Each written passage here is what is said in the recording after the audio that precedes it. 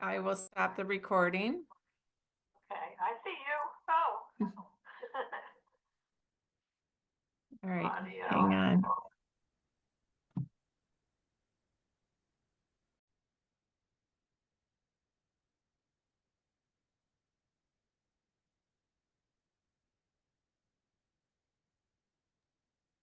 Welcome, everyone. That minute right before class starts seems like the longest minute for me. It just keeps going and going, but it's so wonderful to see all of you and to be with you again this beautiful April day. So I would just like to start with our picture of the season. I had the opportunity this week to drive from the mountains in New Hampshire all the way down the East Coast to Sarasota, Florida, where I have a home here. And when I left, it was still very cold in New Hampshire and we had snow on the ground. And then I drove a little farther south and it became spring. So it went from winter to spring to early spring. Then I hit Maryland and we had the beautiful spring green, you know, that fresh green, the lime green, and the cherry blossom trees. And it was just this feast for the eyes. Then I went a little bit further south and it got hotter and warmer, warmer and hotter, and into Georgia, and then down to Florida. At that point, I took off my socks and shoes and landed with my feet on the warm earth here. And as I was driving, I was thinking about each of these seasons and traveling through them and thinking about the seasons that we have in our life and how our outer and our inner worlds come together at certain times. So I just wanted to put that out there for you to just think about for a moment. What season in your life are you in? Are you resonating with your surroundings right now? And the season that is outside your window. So today we're going to start with our first basic exercise, control of thought. Then I will introduce our wonderful, delightful guests. And Douglas Gerwin will lead us with the calendar of the soul and give us some time to reflect on the meaning of that. We will have Eurythmy with Leonore Russell. And then Douglas will lead us in the philosophy of freedom and practical thinking. We'll take a break about 10 past that second hour. And Douglas will continue to deepen our thinking, and Leonore will then engage with us an extra burst of eurythmy, and Douglas will close our session together and read the calendar of the soul again. All right, so the basic exercises. So last time we met, we went through the threefold nature of the human being, the fourfold nature of the human being. And when we look at the 6 basic exercises, we can look at the threefold human being, the thinking, the feeling, and the willing. And we will tease these apart and pay attention to certain aspects within each. And then we will bring them back together and combine them and focus on that to help us bring, we will bring pure thought.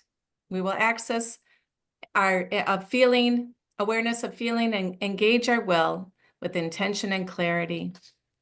And once we have exercised our thinking, our feeling, and our willing muscles separately, then we bring them together and we can readily access what is needed in any given moment with more consciousness. We learn to respond and not to react. For the whole month of April, we will be working with this first exercise, the control of thought. Each exercise is done ideally every day at the same time for about 5 minutes. So you select an object, and it should be a simple object. For example, a paper clip or a pencil, like an everyday object. So tomorrow, I'd like for you to bring your object to class so that we can partake in this exercise together. It's just something simple, not too complicated. And we try to think about it exclusively for 5 minutes. How I do it is I start out with physical description. Oh, we have somebody whose audio is on. Please take that off. Thank you. I think it's, yep, wonderful. So, so we have the object, and what I do is I first think about the physical description. Everything I can think of physically about this pencil, you know, the different materials that it's made out of, that I feel it with my fingers, might even smell it, touch it, use all of your senses and describe it physically. The shape, the any indentations, whatever it is. Then the second part that I do is I think about, well, where was this pencil made? Who made it? What has this pencil touched? Who's touched it? All the other logical thoughts that pertain to this pencil. Now, if you're like me, you start to think more thoughts of in the imagination, like, oh, maybe this pencil was used by a child on an airplane and the child drew little butterflies. Or maybe this pencil was used by a woman who was writing a love letter to her beloved husband of 55 years.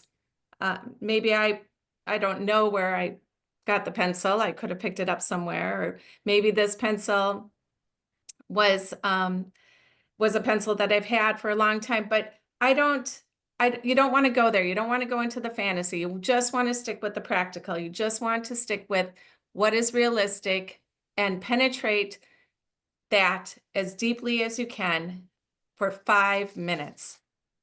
So that is a challenge, you will find out. So you may pick the same object every day for a while, but you may also choose a different object on a different day. So that is our first exercise that we will do together tomorrow. If you have any questions, please put them in the chat and I'll be sure to answer them at some point during our session today. I'd like to introduce our guests. So Leonore Russell, I met her in the early 2000s. She was teaching the leadership class with Torrin Finzer and the teacher training at Antioch. Leonore is the founding director of Crossroads Farm, a project of Nassau Land Trust, director of the Winkler Center for Adult Learning, a consultant for Antioch University, New England, and for schools and businesses using Eurythmy as a vehicle of self-awareness and transformation of both personal and organizational life. She brings a wealth of experience as a longtime faculty member and administrator for the Waldorf School of Garden City, New York. When I first met her, I was immediately impressed with her wisdom, her warmth, and her playfulness. So I welcome Leonore today for Eurythmy. Next, I would like to introduce Douglas Gerwin. Dr. Gerwin was the executive director of the Center for Anthroposophy for many years. He was a Waldorf graduate and has taught history, German, music, life sciences at the university and with high schoolers for over 40 years. He brought the high school teacher training program to Center for Anthroposophy and chaired that for 27 years. During that time, he also served as an advisor, a mentor, and for the high schools and for many others, I would say, for many years. When I first met Douglas, it was at a conference, and it was some time ago, and I thought, who is this British movie star And how does he know so much about anthroposophy? He is sure to delight all of you with his wisdom. He is a dynamic mover and shaker. And I don't know if he actually has been in any movies, but he just gives off that impression to me. So welcome to both of you. And Douglas, would you help lead us now in the calendar of the soul? Yes, and so glad to be with all you all over the continent and possibly all over the world on this, what is here, a sunny day. Before we start, I have to add one more word of shout out for my dear colleague and friend, Leonore Russell. As Deborah has suggested, this is a very special person. She's also, like me, as it happens, a Waldorf graduate. And Leonore and I have worked together for, I have to say, decades. And we have an interesting intersection in the sense that Leonore Russell graduated from a Waldorf boarding school in New Hampshire, where years later I ended up teaching for some 20 years. And wouldn't you know it, that Leonore Russell, having graduated from this school in New Hampshire, high mowing, went on to a career in Eurythmy and ended up then teaching at the Waldorf School of Garden City, where I, many years previously, had been a student. So we've crossed paths even before we crossed paths. And in the meantime, we've worked together in this country, in Canada, Brazil, and in other places around this continent. So it's a real treat to have Leonore back in the circuit this particular day. So thank you, Leonore, for joining us. So now just to say a word about where we're going, and then I will indeed offer the calendar of the soul for this week. The plan here is pretty ambitious. As you know, we're taking up basically one of the fundamental texts that Rudolf Steiner created. It was his first, called in German The Philosophy of Freedom, although different translations in English by now. And in this huge work, very dense, I have to say, he's trying to address two very, very large questions, which will be the work of this weekend and next. And the first question, which we'll talk a bit about, has to do with the nature of human freedom. But in exploring that question, there's another question which in a way has to come first before the question about the nature of freedom, and that is the nature of human thinking. And that'll be our focus as we start this work together, because as you'll see, and maybe you know already from your own readings, these two themes of freedom and human thinking are closely related.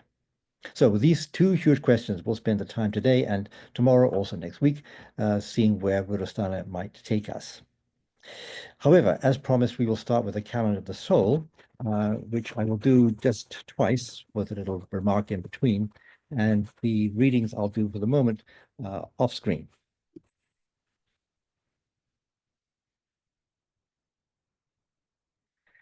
When from wide cosmic realms the sun speaks to the human mind, and joy from depths of soul unites with light in beholding it, then thoughts from selfhood's sheath stream forth into far spread space and dimly bind the human being to the spirit's being.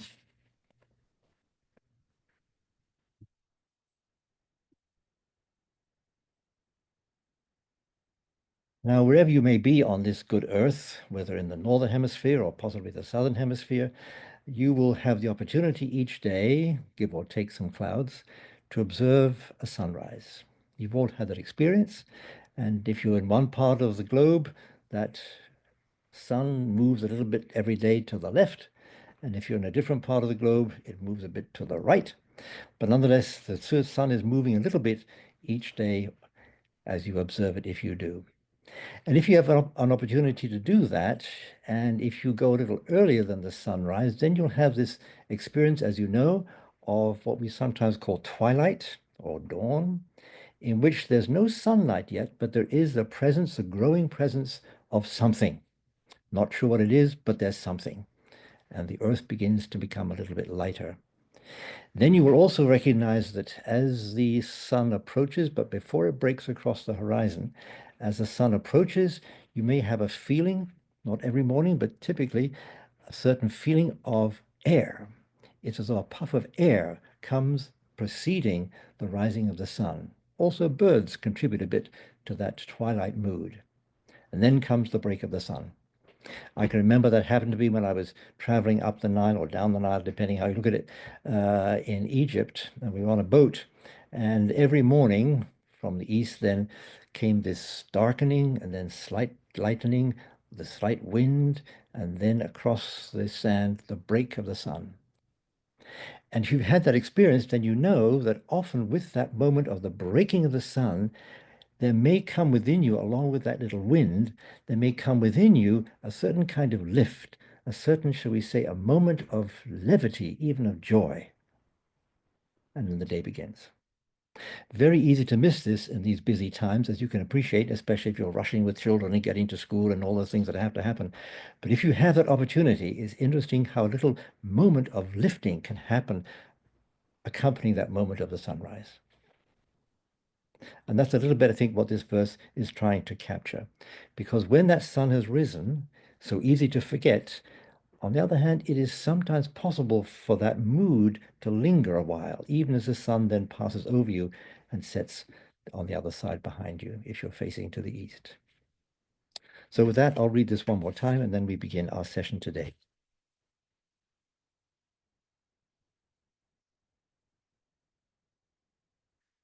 When from wide cosmic realms the sun speaks to the human mind, and joy from depths of soul unites with light in beholding it, then thoughts from selfhood's sheath stream forth into far spread space, and dimly bind the human being with the spirit being.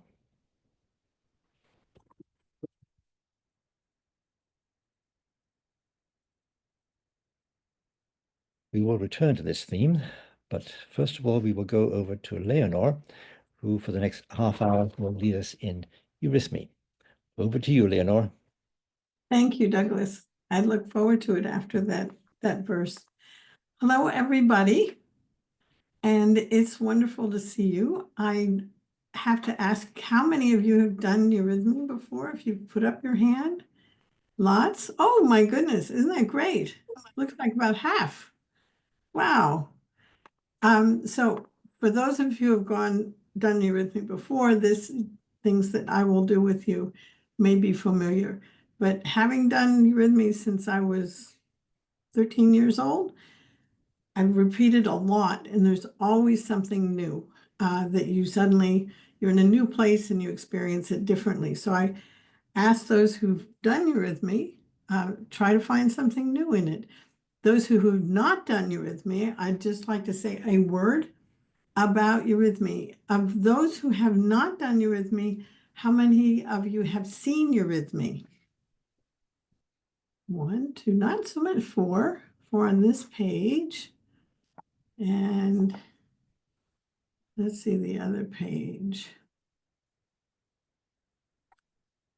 Okay, so Eurythmy is a sister art in the family of movement arts. And it was started by Rudolf Steiner in 1911. That was 8 years before the Waldorf School was founded. It was an answer to a question. Someone came to Rudolf Steiner, a mother and her young daughter, whose father had died. The husband had died, and the mother knew that both of them would have to earn their own way in life. They would have to have professions. So the little girl who was 11, loved gymnastics, loved to dance, but as you may know, theater and dance was not a reputable reputation for an honorable young woman. So they asked Rudolf Steiner, what could she do? What could they do? And he said, come back in 3 weeks. Now, he often said that. And you wonder, well, why wait 3 weeks? Why doesn't he have an answer? Well, in those 3 weeks, he would develop an answer. And then when they came back, he said, if we had a new movement art it would have to be completely new, and it would not have the same center. All the movement arts have a different center, some in the heart area, the sternum, some in like Martha Graham is the stomach. Ballet uses the spine as a column of center. And Rudolf Steiner said, if it's going to be new, different from all the other movement arts, it has to be in speech. This very high center of the larynx. There's no movement art in the world, in history, that had this high a center. And you begin to think about, okay, this is the thinnest part of the human form. How can you have a movement art in the least amount of physical area? So then they started to work, and they started with vowel sounds and tried to find the gesture that was consistent with the forming of the larynx and the breath to form the word, to form the sound ah and a and e.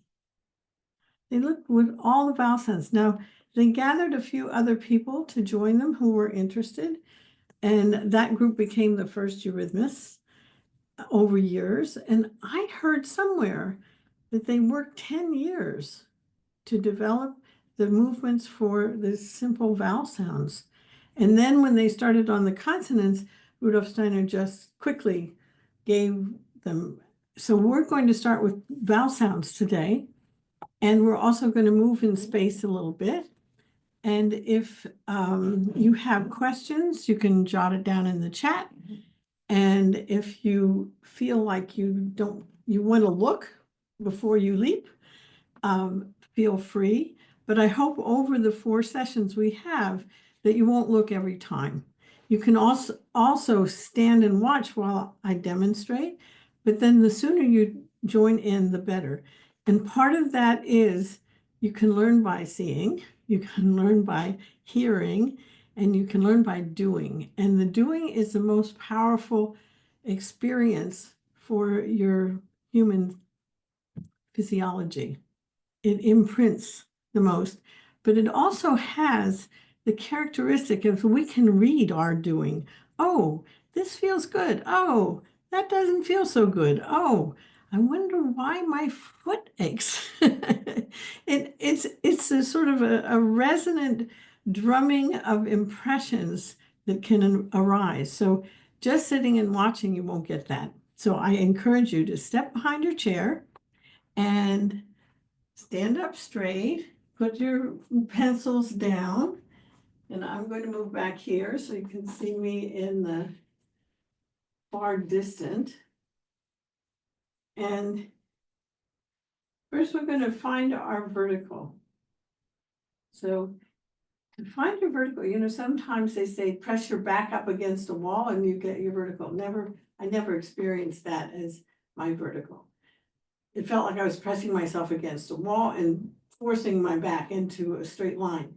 But if you picture your star, and everyone has their own star, and you picture it way, way, way, way above you in the sky, and then a ray of starlight coming down and coming right to the top of your head, and you rise up a little bit, easy, does it on your heels, and then rock back on your heels so your toes come up, and then find the middle between toe and heel.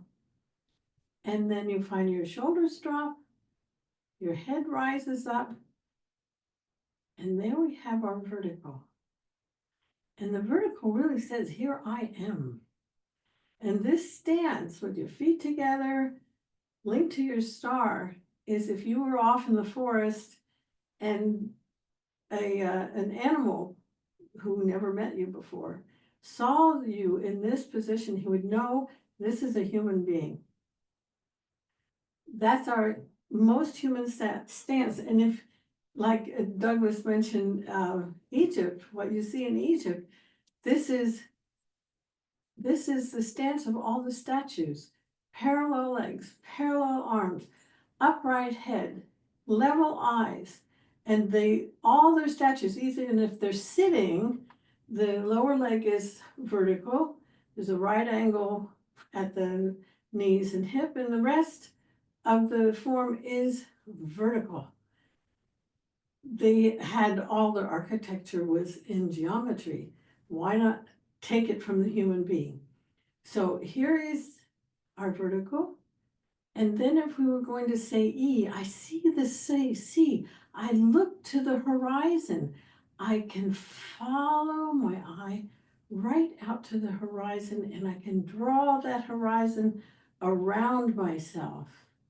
And around here, I can trade hands and reach it out that way. And as I reach, I can do both hands. And then I can go up, back to the vertical with both arms right by my ears. And now I have this plane of space around me. And it's just the Egyptian plane of space that they exercised with their headdresses and the sculpture. And because they lived, they were the river and the two hands were tracing the desert. This is the side to side plane. And then coming down, there's our vertical. And if you stop right here, you have the forward and back plane. And so you can draw it this way and this way, forward and back, here and here. And if you move forward, you're moving into that forward and back plane. And as you move back, you can feel it behind you. So then now there's one other plane. If you stretch out here, the horizon of the sea, you have what's above the horizon and what's below. And that plane is here. So we have forward and back, up and down, and below and above. And now the vowel sounds all fit in that globe of space. Now we're in space, now we're in the body. The body is always in space, unless you're asleep and then you're not conscious. But when you're conscious, we're always in space. So we're going to do 3 sounds. E. That's when I saw the horizon. E, I see the sea. And then you take it in both hands, because we try to make it as much of a gesture as possible. And one hand stretches out and the other one back, and you can keep it going all the way up, and the lower hand grounds it. E. And if we stay there forever, we get to be like a statue. So, I see the sunrise. And in the middle. And I see the green grass growing in the spring. You can do it all different kinds of ways. It's always this angle, the opening. If you go to the doctor's and you have a sore throat, he says, say and he puts the stick right down your throat. It's like that, because the whole throat opens in . And the last one, is what we expect. Nice and round. Into round arms, and you touch your fingertips. Beautiful. Let's form it again. Ooh. Both arms. And what do we find? Is when I know something. I reach out into the world. I bring it back to my sight. I can think about it. Even the head becomes a little curved over. It's a sound of I know. I have knowledge. No. I know it. And so we go from E. Here I am, standing between forward and back, up and down, right and left. E. Oh. All in the middle, ah, down. Oh, in the middle. O can be up. O can surround you and be down.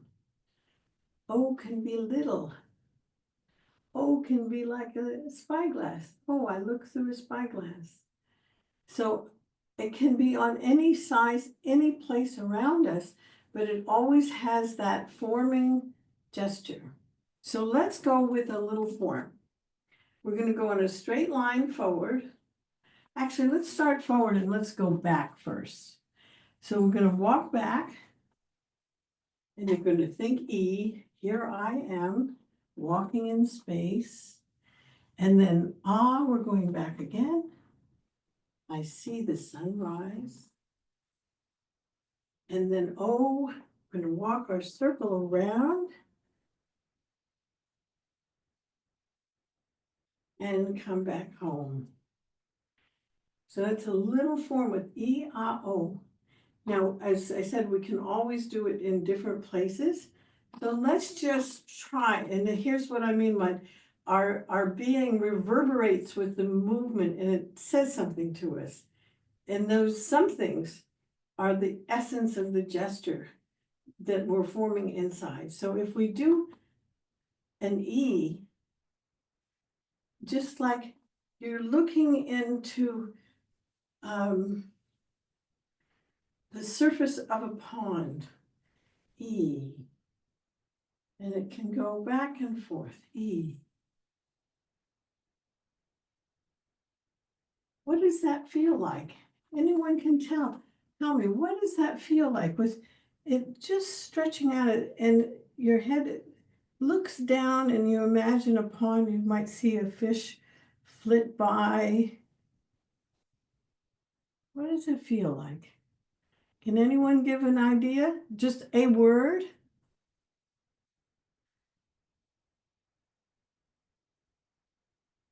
E, and here you're looking, you have to, the eurythmy, you always have an image or something that arises from the gesture, E. What does that feel like? I'm not going to tell you. I'm not going to tell you what you should feel. When I started eurythmy training and we did an on, they said, feel wonder. And I thought, I feel like I have my arms in the air. So I don't want to tell you what to feel. What do you feel? Anything? That's it. That's a beautiful E. Just practice a few times. And then you can do an E up and see if that feels different. Or an E down. And does that feel different? How's an E up? Everyone try an E going up. And both hands, that's it. And think it's going straight up to a cloud. E. And then here to the surface of the pond. E. And then down. E. And in standing, E. Here I am. It's an echo sound. And when it's here in the front and you're imagining the pond, you're imagining, you're thinking. I'm thinking about that fish that went by. E, I'm yearning for freedom. I'm going to reach to the sky. Down low, more of that low is I'm in myself. E, those are just a few ideas. So let's do it with the form again, starting front, moving back. E. Ah. And now we'll do a circle going backwards and forwards. O. E.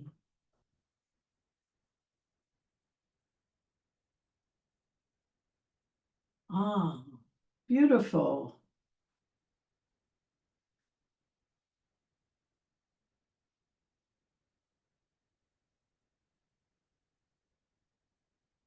Okay. Okay, so what now we've done is started with the sound, stretched it into a gesture, and then moved it in space.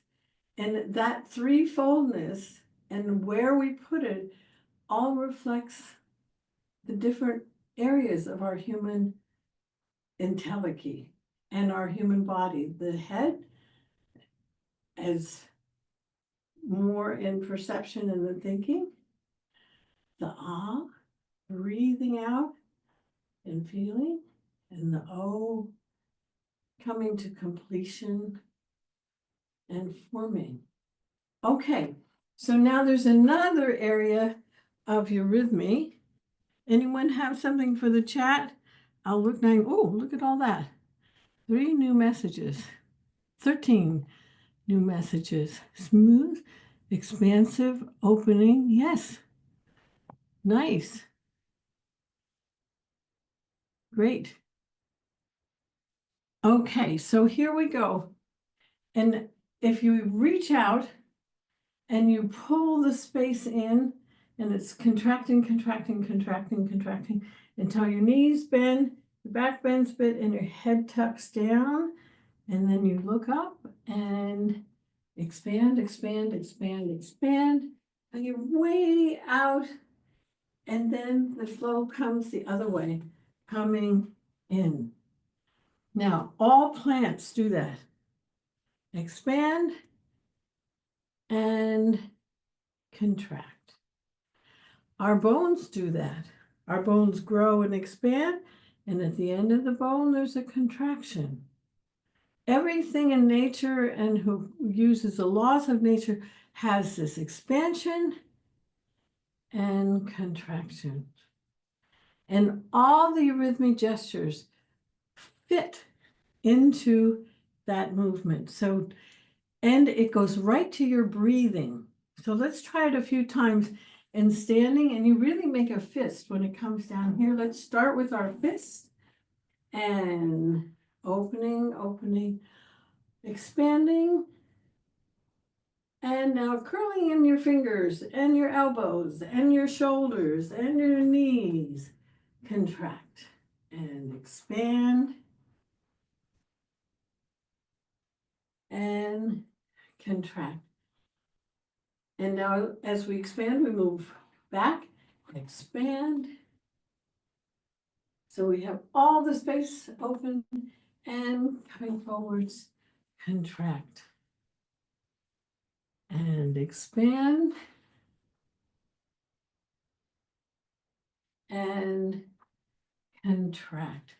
Yes, that's beautiful movement. You have it all unfolding without any jerks, without any stopping. Even at the outside edge, it folds in. And you might find your breathing begins to be deeper. It's like we're breathing the space is breathing us. To see a world in a grain of sand and heaven in a wild flower, to hold infinity in the palm of your hand and eternity in an hour.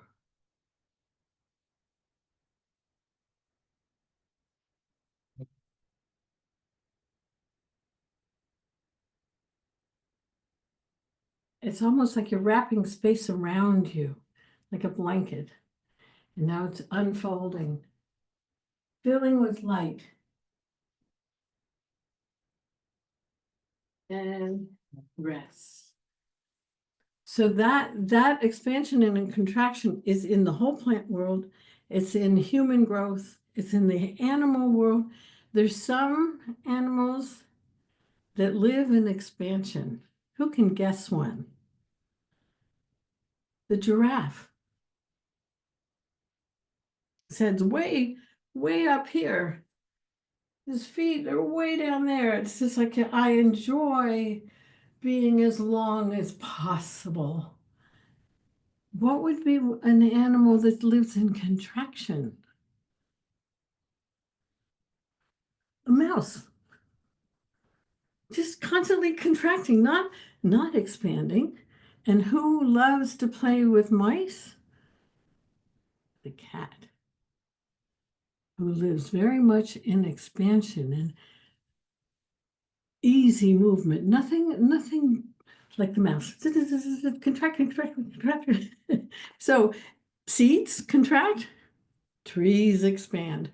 If you start looking around and counting how many contractions and expansions you see on your walk to work or for school, it would be interesting to see the list.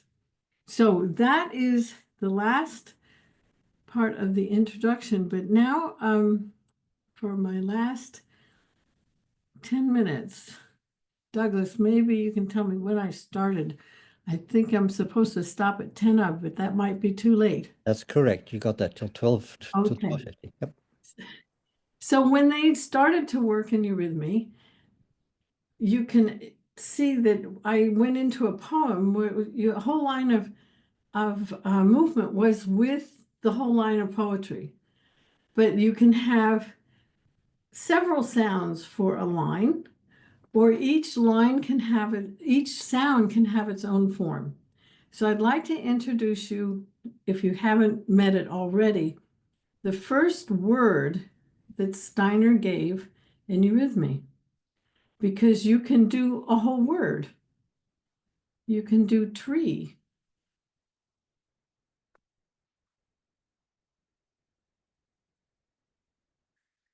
But he gave a very special word.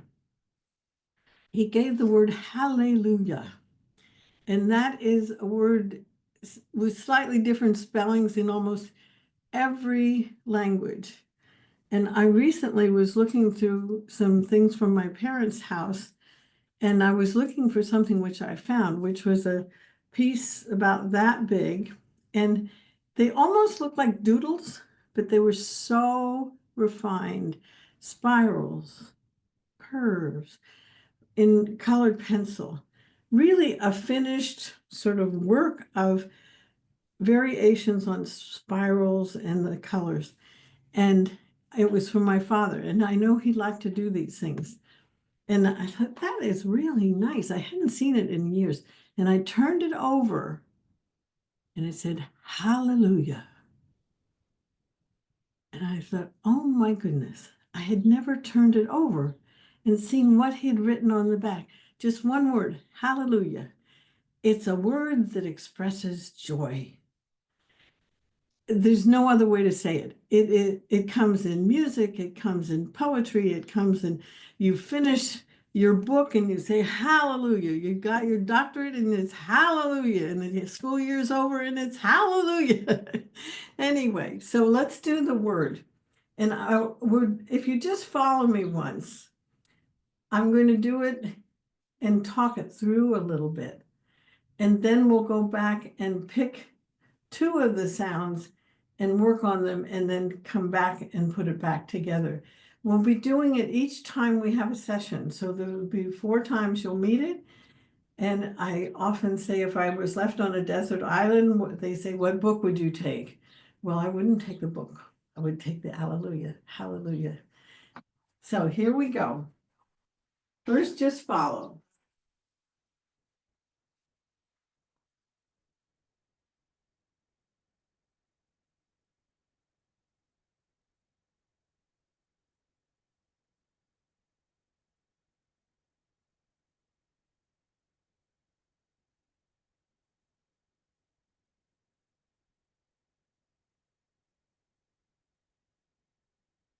One comes down. Now we're going to start with little L's. Mm. Mm. Mm. Mm. Mm. Mm. And one big one. Mm. A. More big L's. Ooh. Ooh. Ooh. Ooh. E, ah.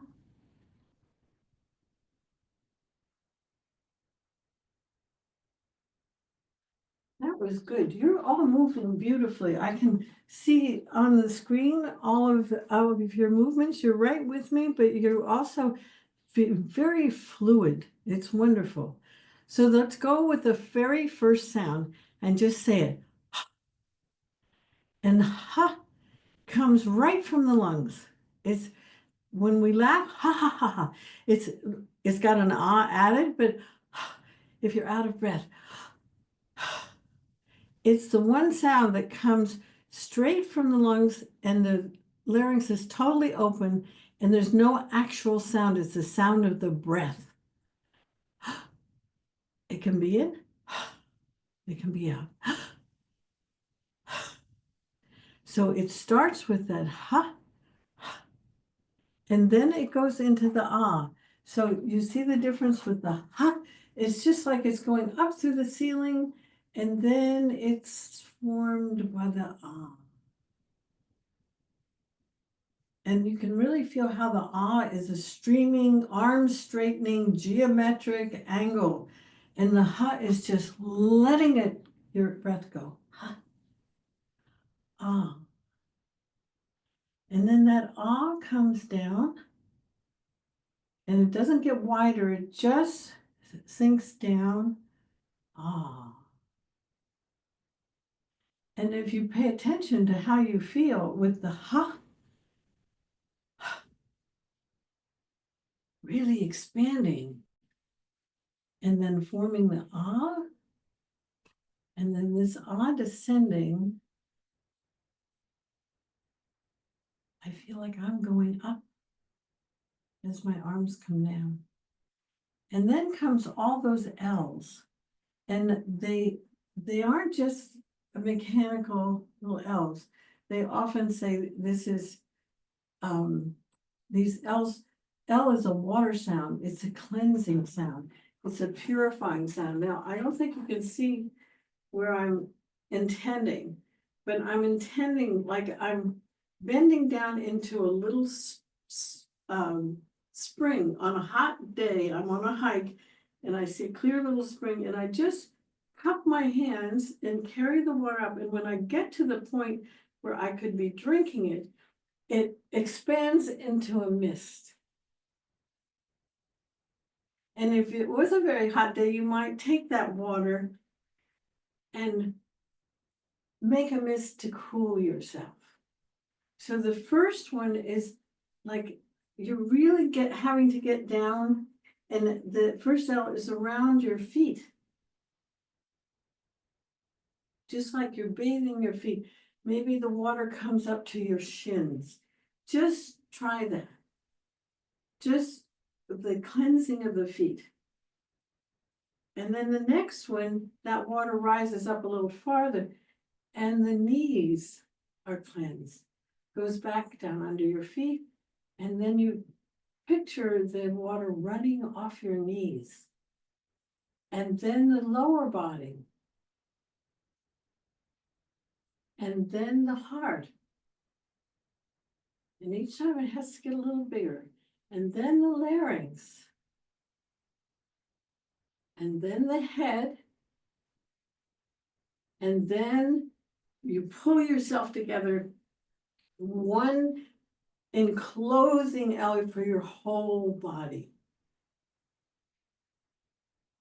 So those are the first three sounds. Now people ask, why so many L's?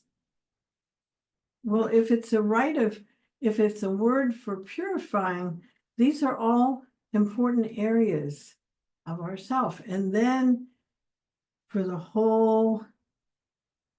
our whole being to be purified. So that's as far as I want to go with it. unless you have a question. Anyone in the chat with a question? No, I've got that little notice again.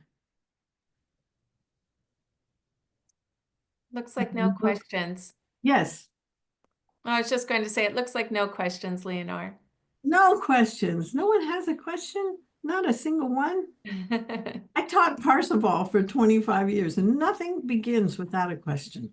No learning begins without a question. It's all Have- just, Oh, yes. sorry.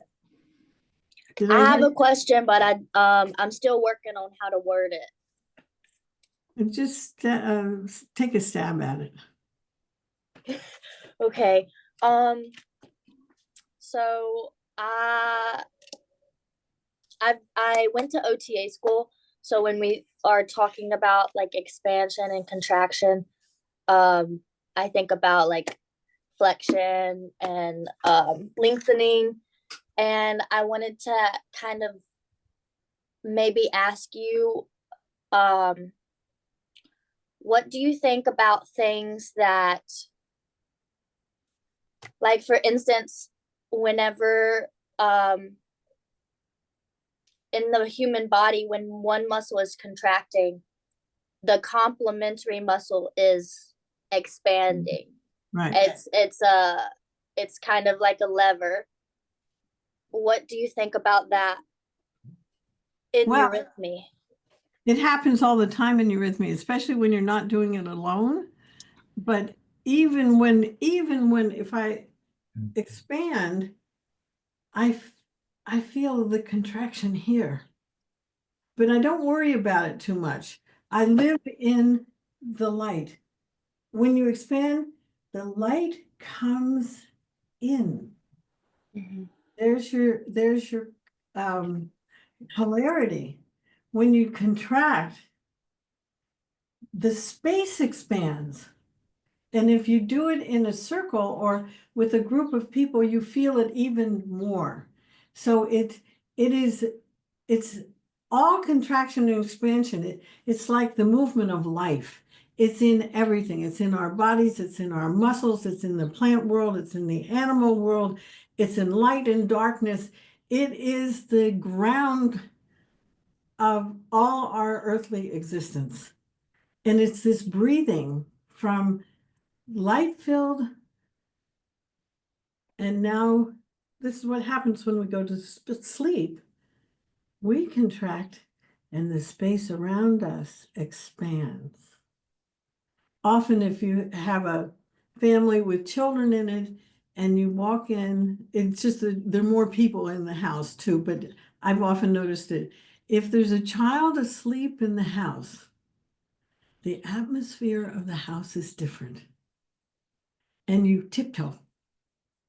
It's just this, when we contract and lose our consciousness, everything else opens.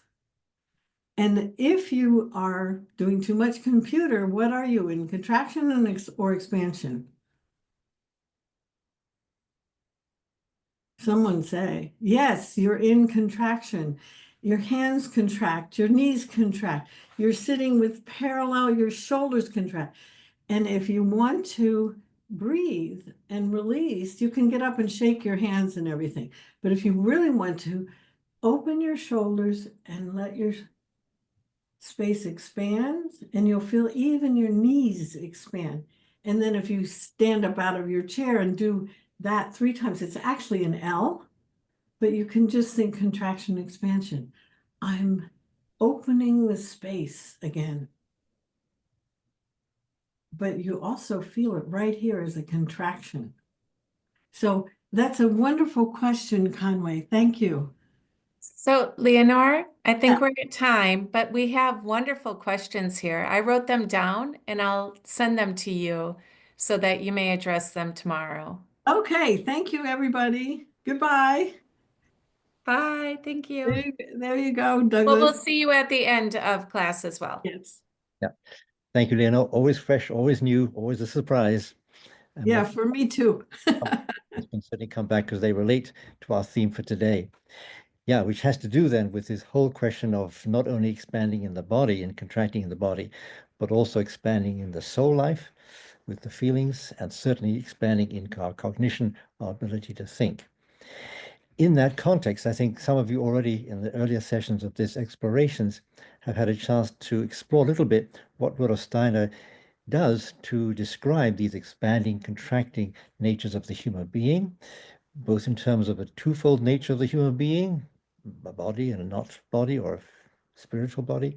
Deborah mentioned already at the beginning of this session that Rudolf Steiner often refers to the human being in terms of three aspects, or threefolding, of a more cognitive, a more feeling-oriented, and then a more will-oriented aspect.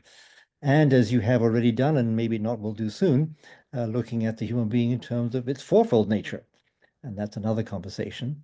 And you may know that well beyond four, Rudolf Steiner spoke of a sevenfold nature, 9, and then a 12, and so forth. There's many, many folds. This reminds me a little bit of one of these glorious atlases you can sometimes pick up, in which you have a map, let's say, and then a transparency can be laid on top of the map to give a whole nother dimension to it.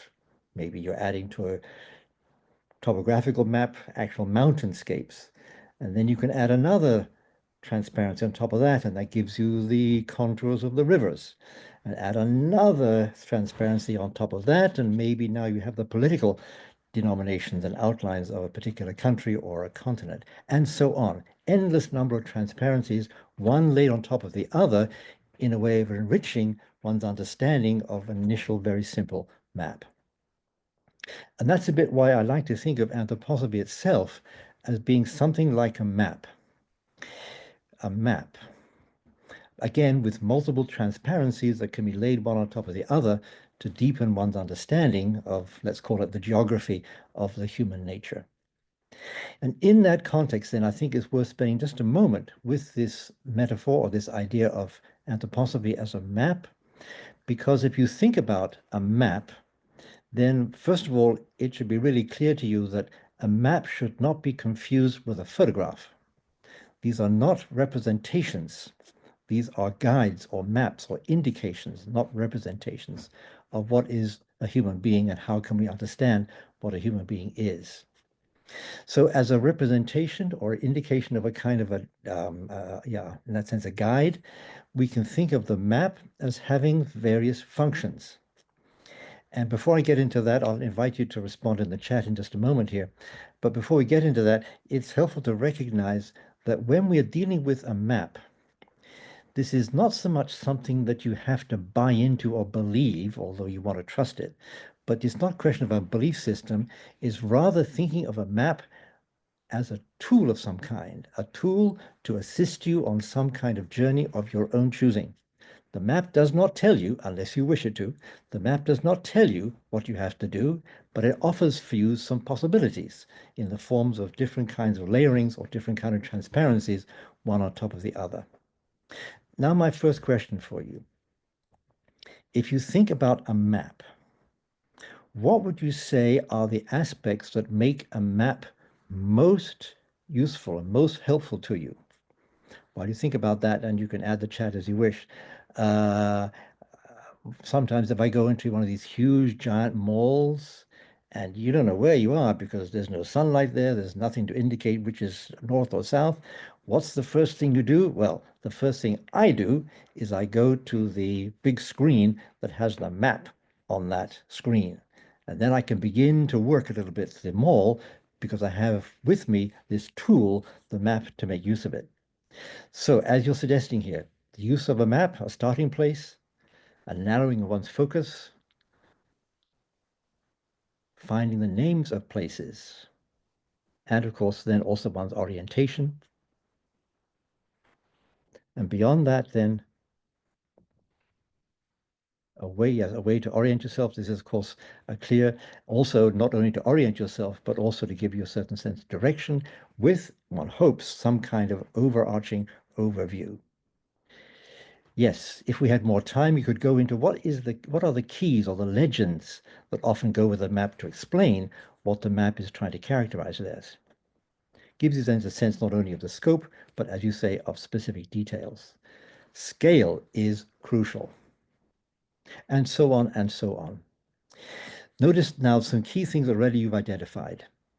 The first is location. Where am I?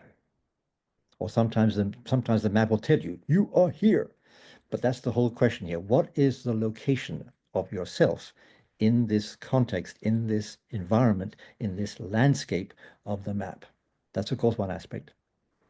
A second aspect then, some of you pointed out to, is a question now of destination. Where do I want to go? That's not so much the map telling you it, that's now you, in response to the map, putting a question, you might say. Where do I want to go? In the case of the mall, sometimes the map tells you a lot. But if you're trying to start out on a new landscape, then sometimes the map isn't so clear about that. You have to make a decision. Where do I want to go? So, where am I? Second, then, where do I want to go? And as some of you already indicated in your suggestions in the chat, in the light of sensing your location and sensing your direction or destination, then there comes specifically the map of steps or directions or avenues or pathways. So beyond where I am and where do I want to go is now, how do I get there? And these aspects then of a map are important to understanding A, what the map is for, namely as a tool, and secondly, to help you find the path that you yourself are choosing to take. In that context, Rudolf Steiner was very anxious to say that he was not really worried and didn't really care, frankly, whether people believed him or not. He says, I don't particularly mind or care whether you believe what I say. What I'm really interested in is, do you understand what I'm saying? And if you understand what I'm saying, then it is entirely of your own creation what you do with that.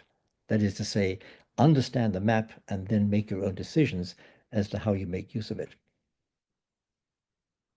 And this brings us now then to these big questions that I hinted at the beginning of this session, arising then in this so-called basic book, The Philosophy of Freedom. I'll say more about that tomorrow and next week. But in that book, for those of you who had a chance to read the sections from the Guided Self-Study that's the basis of this particular seminar and others too, in the context then of the sections on philosophy of freedom, there you may remember Rudolf Steiner poses, as I said earlier, these two large, giant questions. The first question about freedom: when am I free? In which aspects am I free? And related to that then, when am I thinking?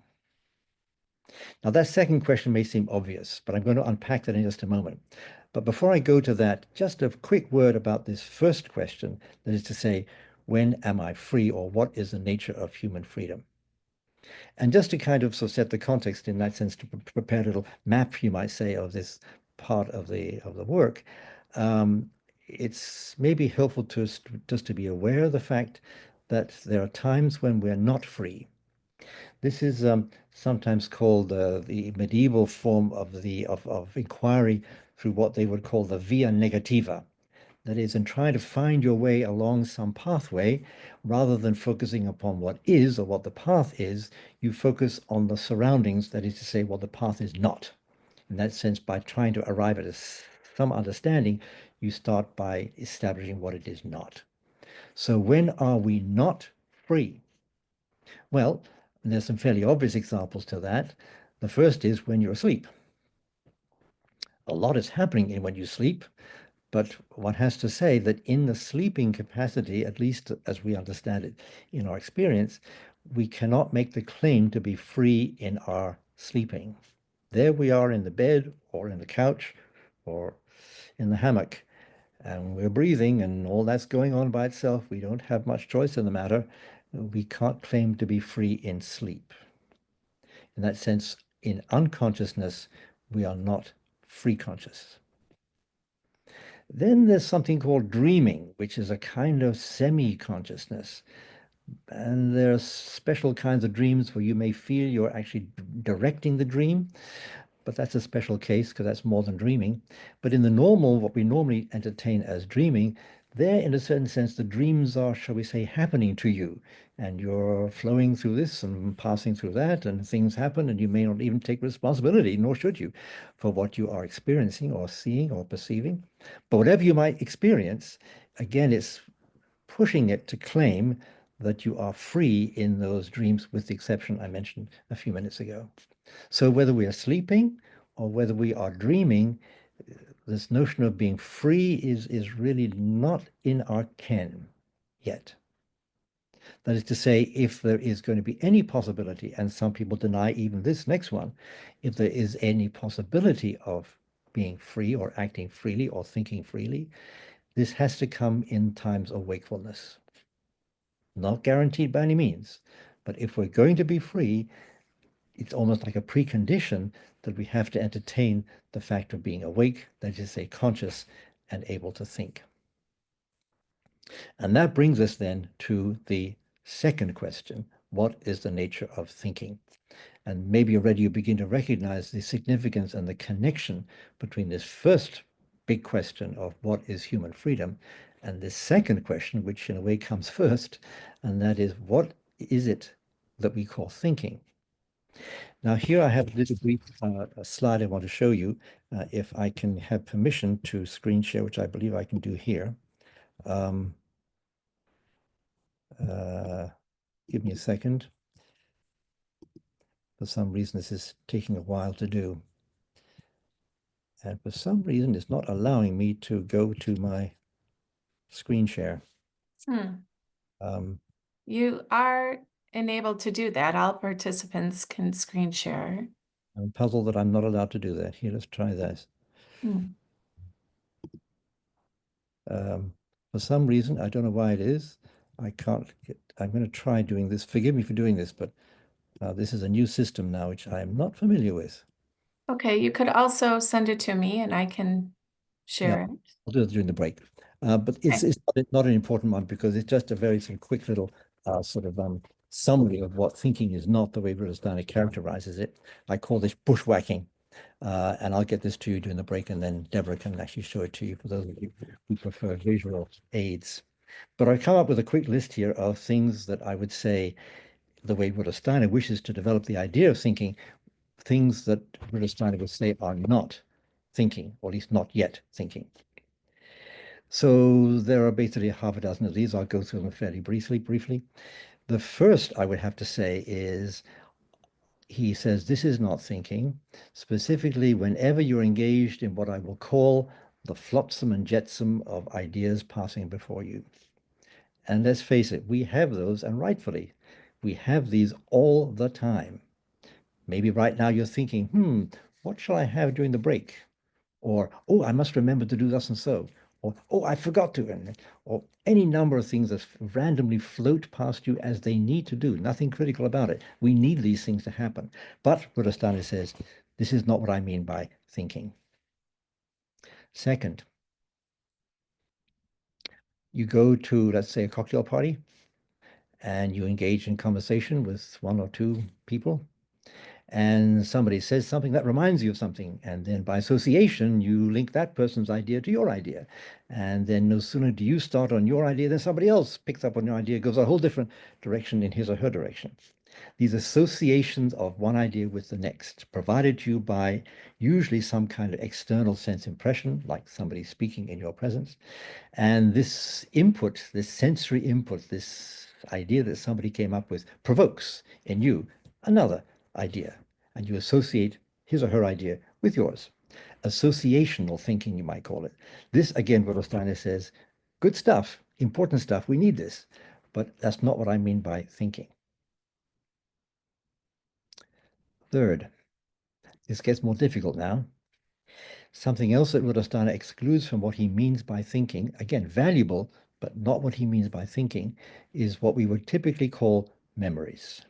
That is to say, things that arise out of our own past and then become aware, or become available, shall we say, to our awareness. Memories. Of course, we had an experience, which then became a memory. But once a memory, it's kind of lodged there, although it's subject to change, like being forgotten. But nonetheless, it's lodged there. And then in certain moments or under certain stimuli or other reasons, is summoned back up again from the past. Memories. Valuable, but that's not what Rudolstani means by thinking. Next, the complement. These are not images arising from the past or from experience, but they're rising out of, shall we say, the not yet formed future.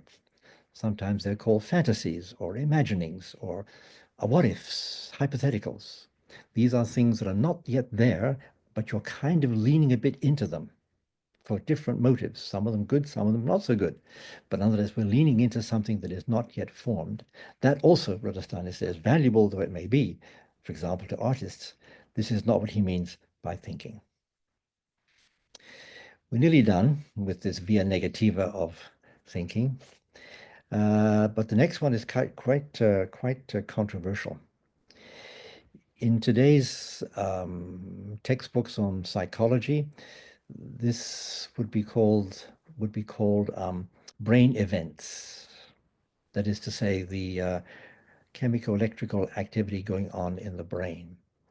There is a fairly large school of thought that says that the brain creates our thinking. One Frenchman went as far as saying that the brain secretes thoughts. That is to say, there's activity in the brain, and this then is translated into something that we experience as thoughts or even thinking.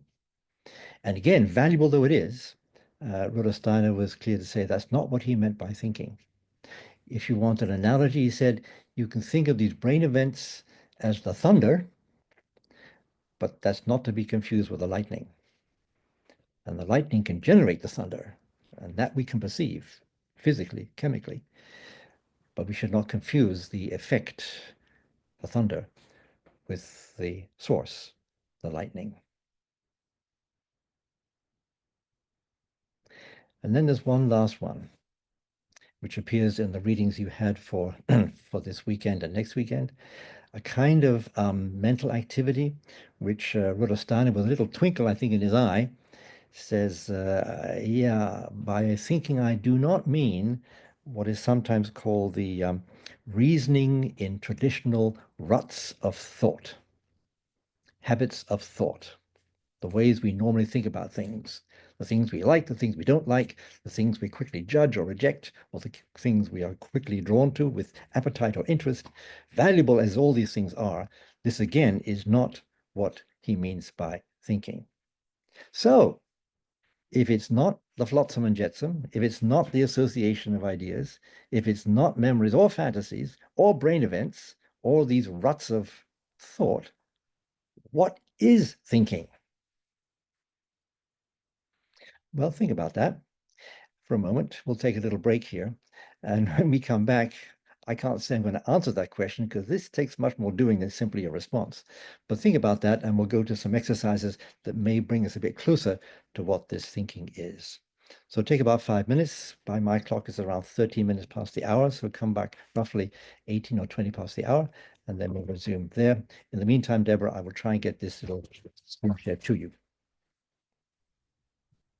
Sure. So Douglas, on the bottom of your screen, do you see a share button or not? I do. And when you push it, what happens when you click on it? I get something I've never seen in my life before. It's called Desktop 1 or Options, Share Sound, Optimize Video Sharing, none of which I wish to do.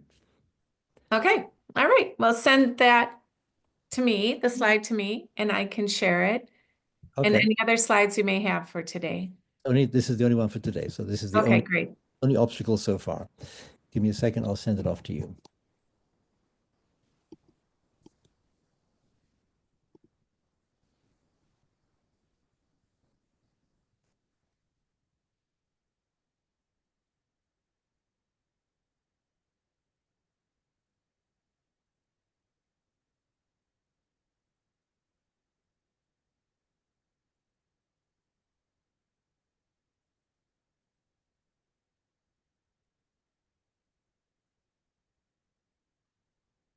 Okay, off it went. Okay. All right, I have that. And I opened it, so I will share it when you tell me it's time. Yeah. It's just the 6 statements here. Yes. All right, great. If you want to put it on the screen while we have our break, then people can see it when they come back. And then Perfect.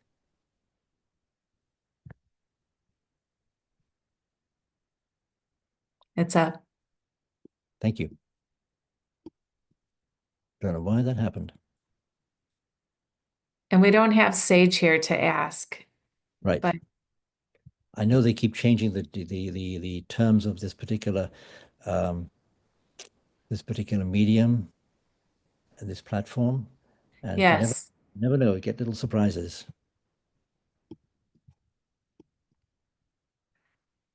well, Sage is on vacation this week, but when he Mhm. gets back next week, I'll meet with him on this platform and we'll go through it and see if Okay. there's some sort of setting I need to change.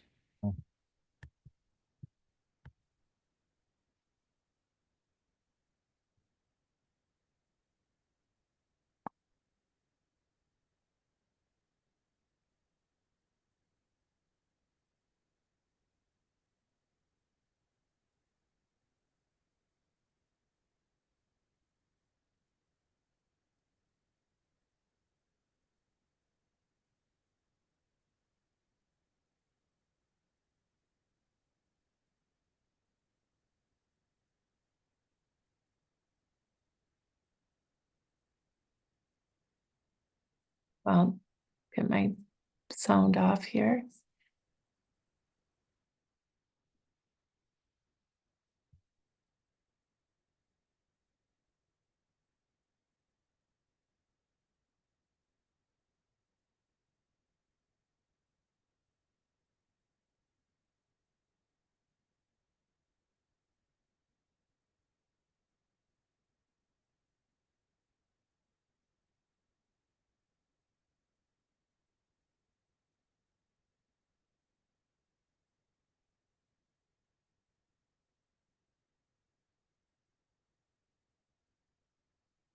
Okay.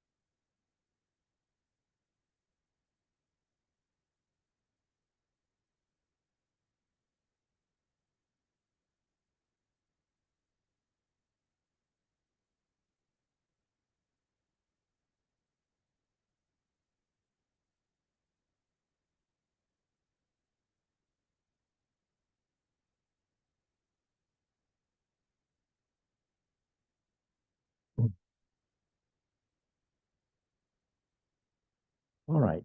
If you are reassembling, Deborah has kindly put on the screen what I was unable to transmit of what thinking is not. So if you need that as a quick reminder, these 6 things that Rudolf Steiner says thinking are not are now available to your screen. We'll leave that there, and in about a minute, take it down.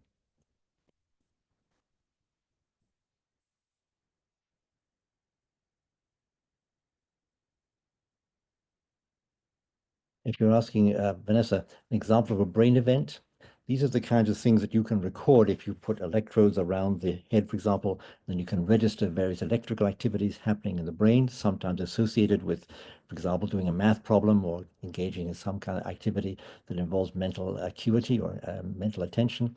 And also then chemical events that can also be measured, at least after the fact, with fMRI examinations of the brain. CAT scans, for example, and MRIs, these are examples of measuring chemical as well as electrical events in the brain. Those are examples of brain events. All right.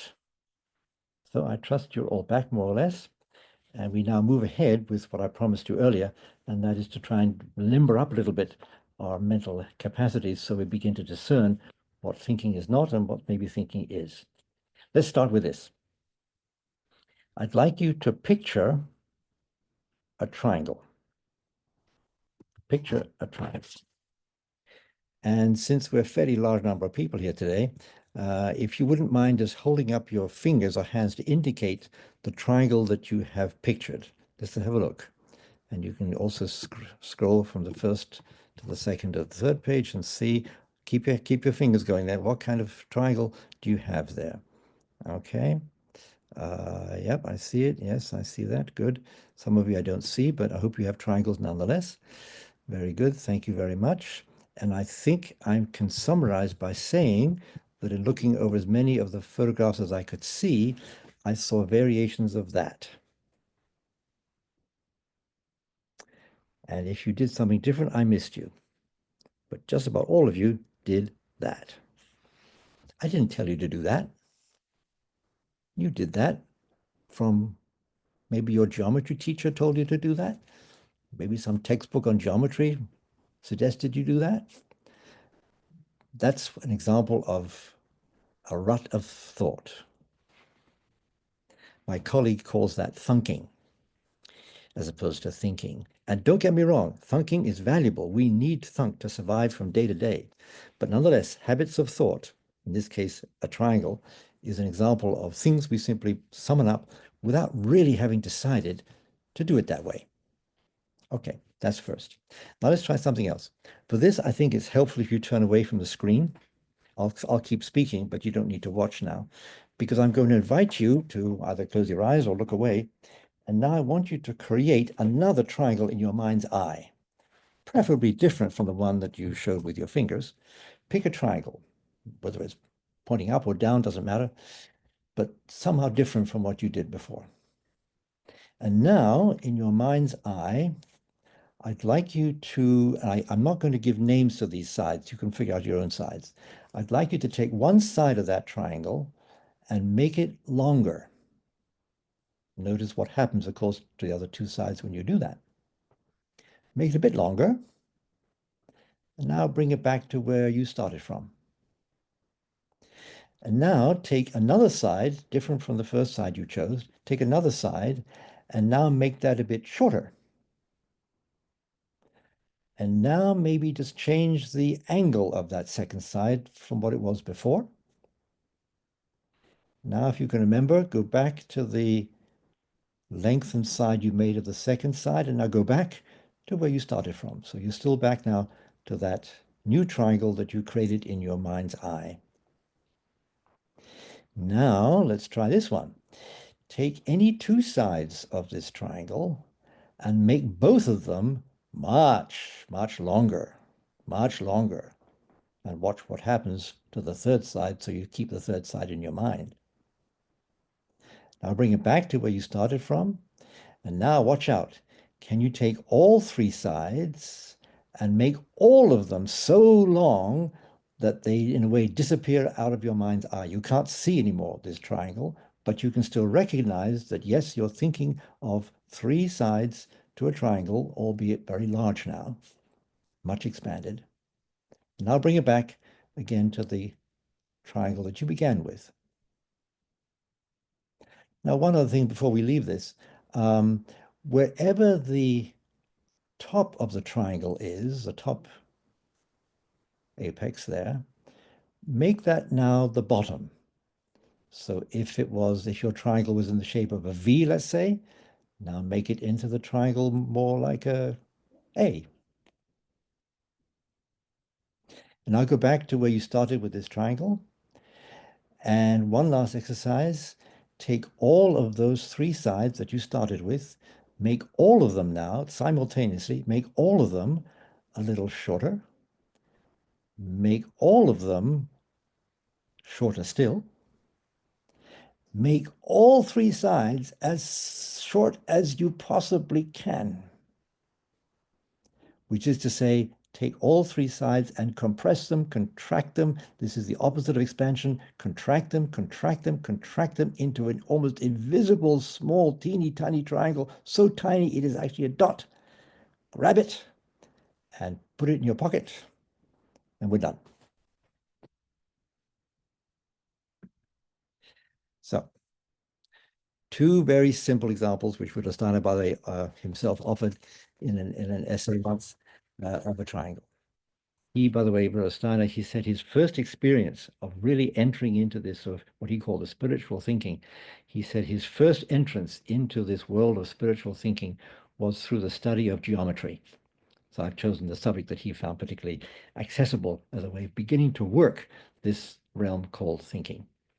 So now, Deborah, it's time to break into groups of 5 each. And the question I'm going to ask you to do in this group of 5 will take about 10 minutes to do this. In this group of 5, essentially 3 questions. Describe briefly your first experience when you did the first triangle. Describe your second experience when you had the triangle in motion. And then thirdly, how is the second experience different from the first experience? So the first triangle, the second triangle, and then how is the second different, your experience of the second different from the first? I trust that's clear enough. I don't think I need to specify. So do your magic, Deborah, and we'll come back in 10 minutes' time.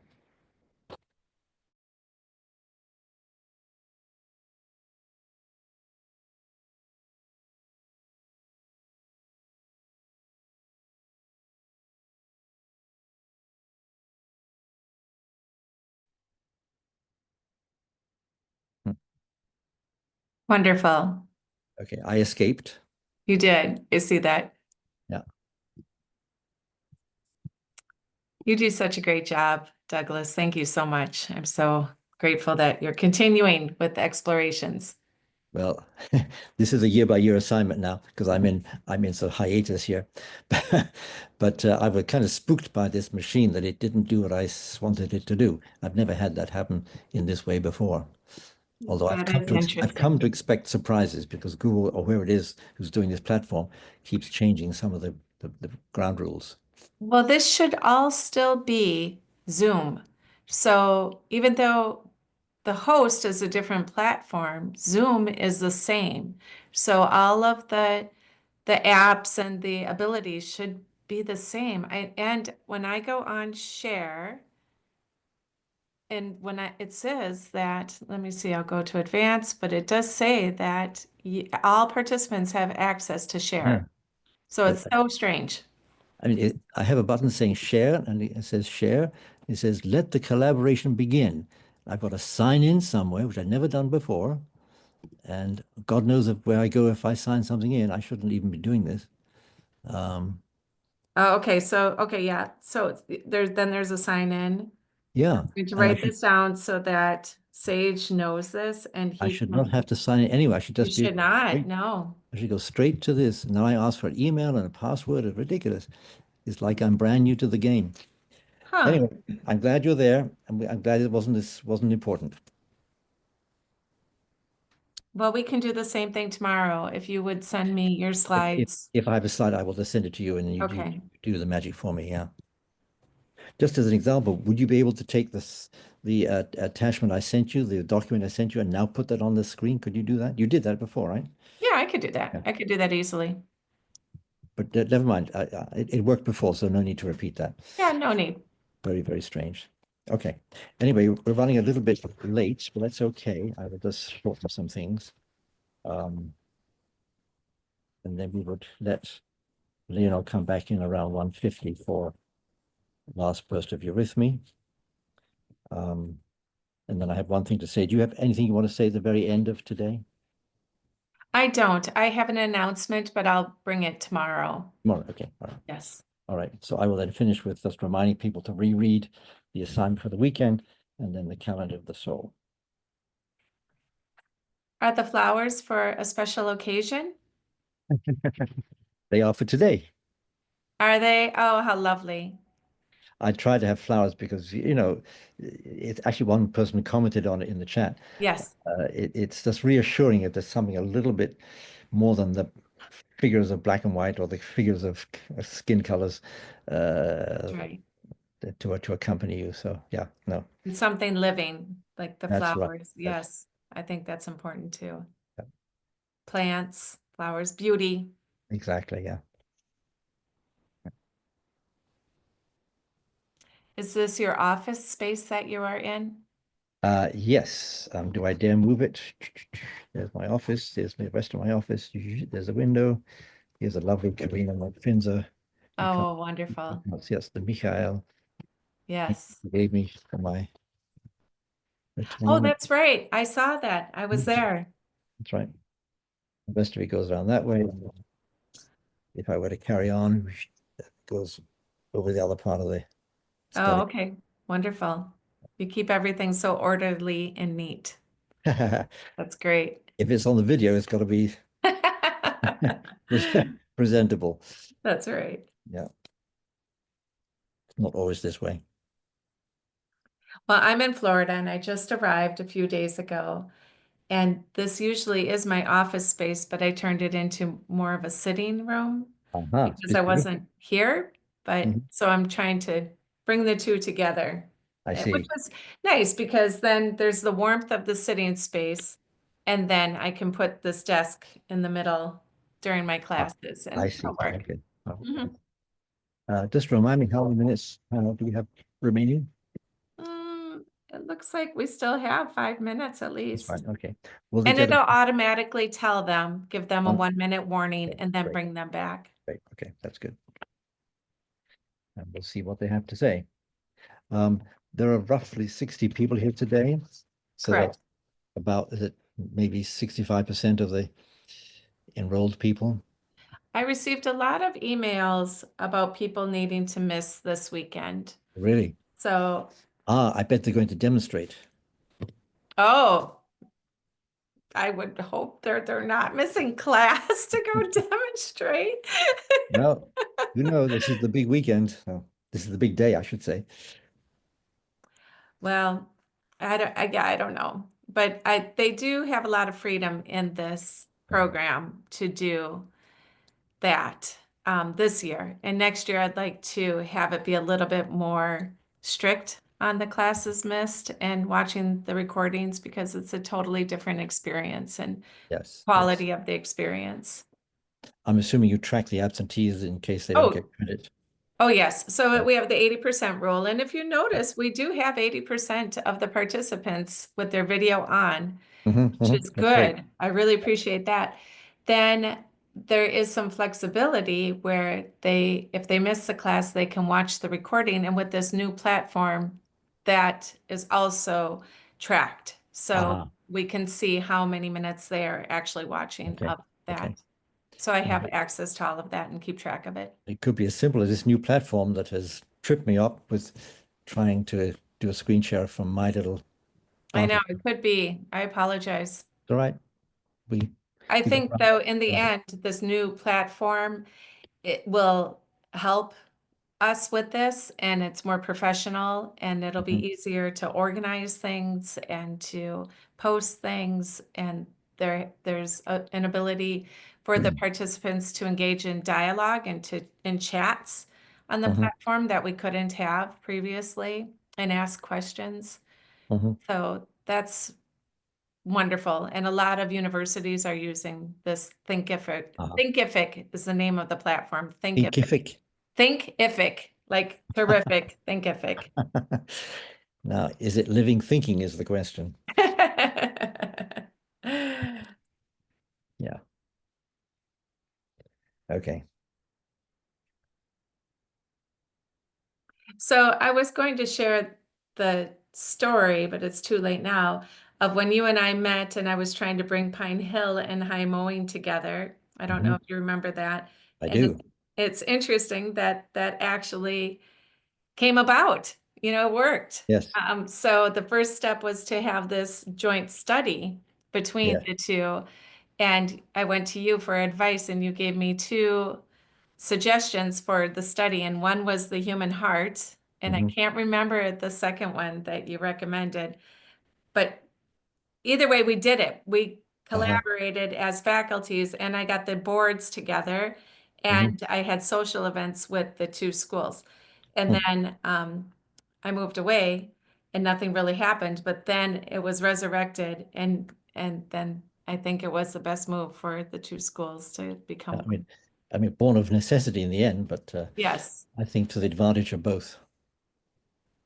but you were a part of that. Well, I was at the very, very, very early, even I think before you came on the scene, Mhm. we had these attempts. It was not that successful attempts to bring the two faculty together with Ned Hulbert. Oh, okay. Was that before your time, I think? And we did exercises together and we did all kinds of fun stuff. And it loosened the thing a little bit, but it didn't yet quite create the impetus to come together as a single institution. Right. Okay, well, it's about time to close the rooms. Bring them Okay, in. they have 60 seconds to wrap things up.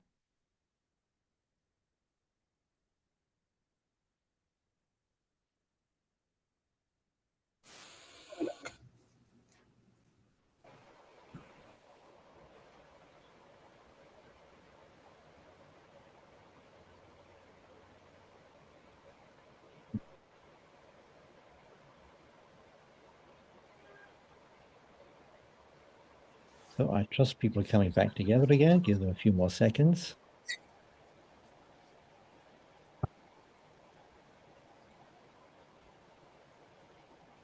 So for those of you already back, we can start and others will join us in a few seconds. I'm interested to see if you could summarize a bit in the chat, not what you said, but what somebody else said in your group about the first experience, that is the first triangle. What did other people say when they were relating their experience of that first triangle? Just put something in the chat there so we can see a little bit how people responded there.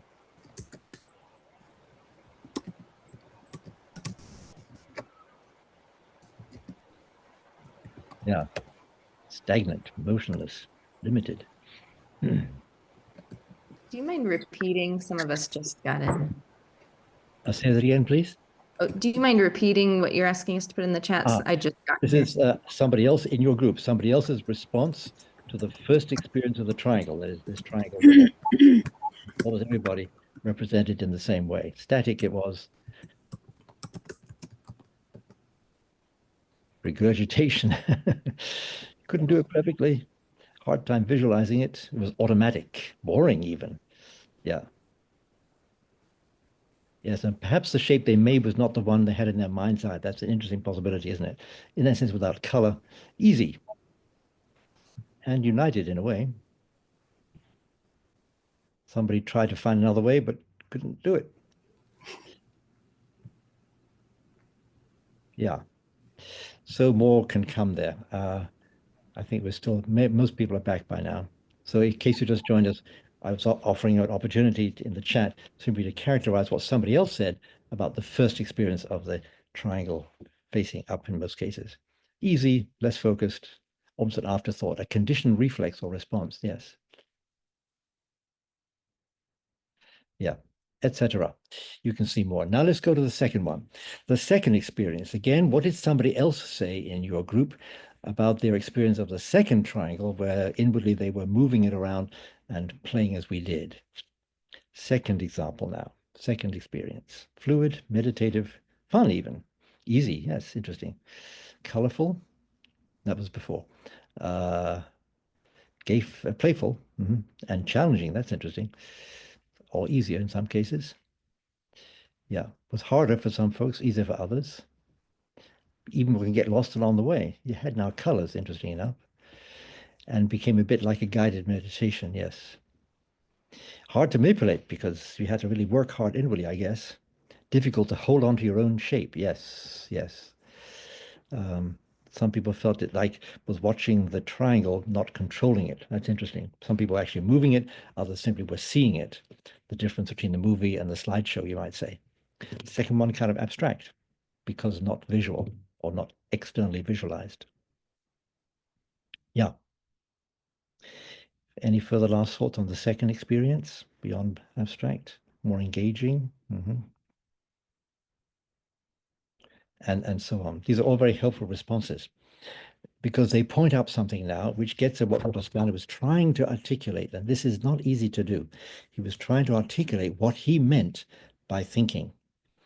Just to compare those first examples that you've seen there, the one in the first, the kind of the triangle that you have is kind of finished, is given, it's a kind of a product, it's almost somebody else's work, it's just kind of there, and it has a certain kind of fixity, a certain kind of, yeah, cementedness, you might say, of the form. Whereas the second set of examples there, and they're still coming up, I think you had the feeling that there was something a little bit much more incomplete even, more malleable certainly, more a kind of a process, not quite finished yet. In many cases, much more flexibility available to you, although you had to work hard in some cases to get that there.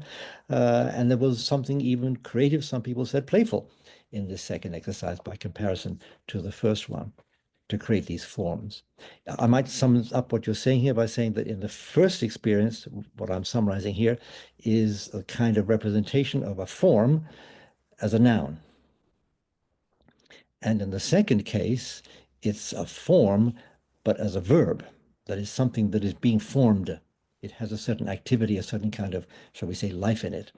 And that is what Rudolf Steiner was getting at when he described what he called life or living thinking. In German, he called it gestaltendes Denken. Maybe, Deborah, you can put that in the chat for those who don't speak German. I know you do.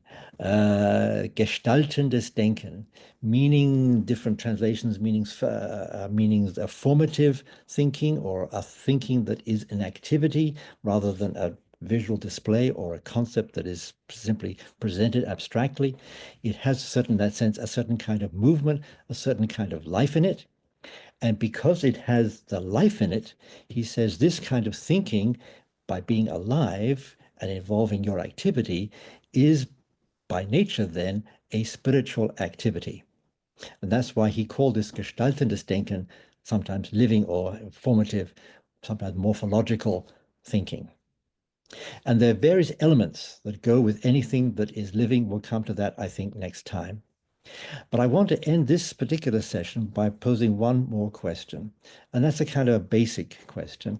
And that is, why is this so important to Rudolf Steiner? Why is this living, formative, creative, unfinished, yes, even playful kind of thinking? Why is that so important to him in this very dense, stern book of the philosophy of freedom? I came across a lecture that he gave once, in which he, I think, speaks to this issue as to why it's so important to be practicing or exercising or trying to achieve this kind of living thinking.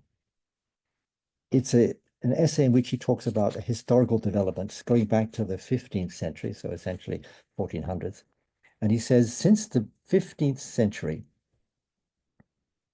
people have been increasingly overcome by something that has turned them into thinking automatons.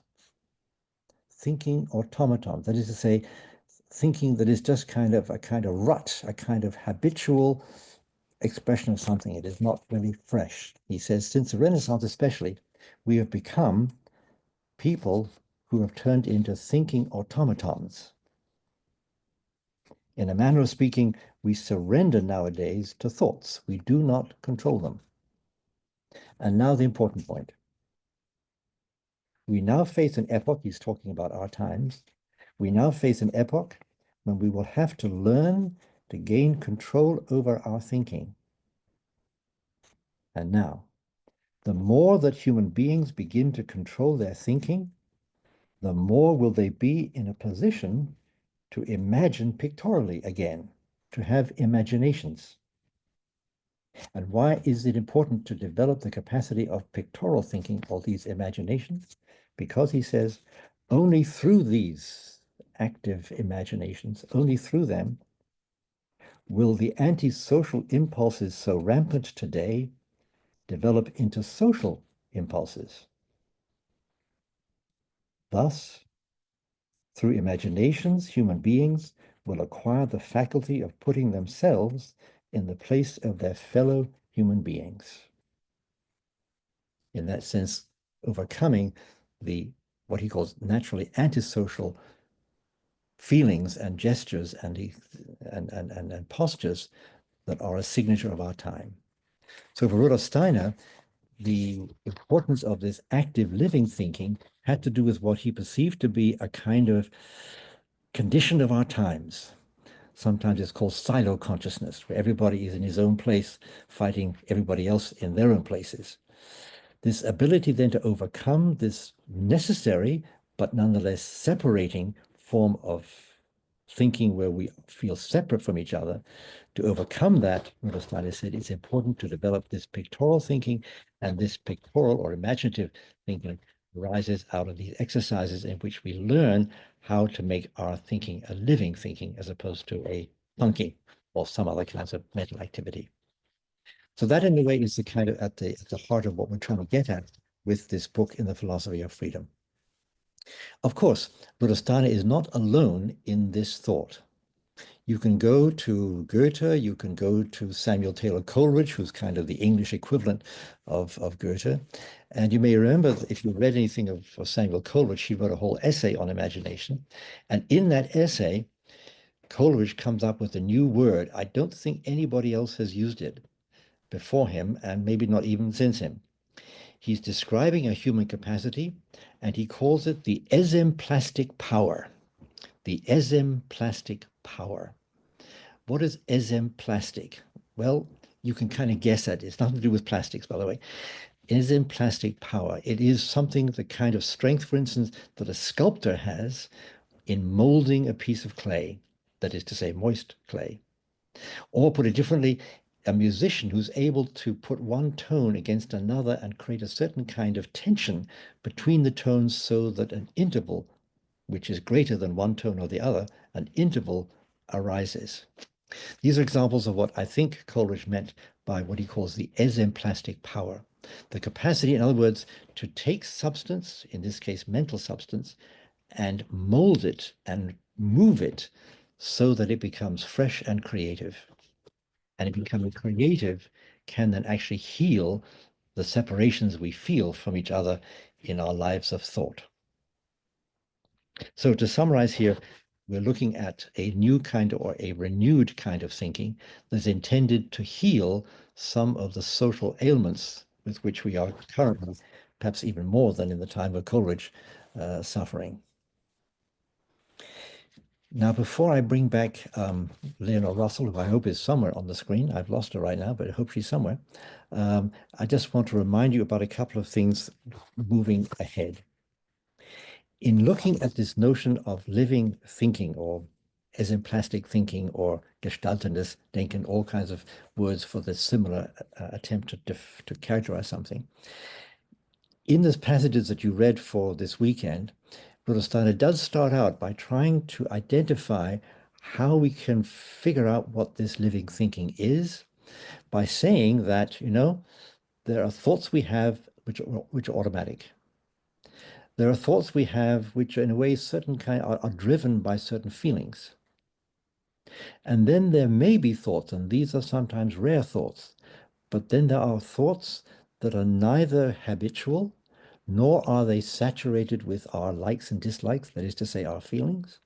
But these are thoughts that are, in a certain sense, simply thoughts or simply ideas, without a motive, without a reason for thinking them.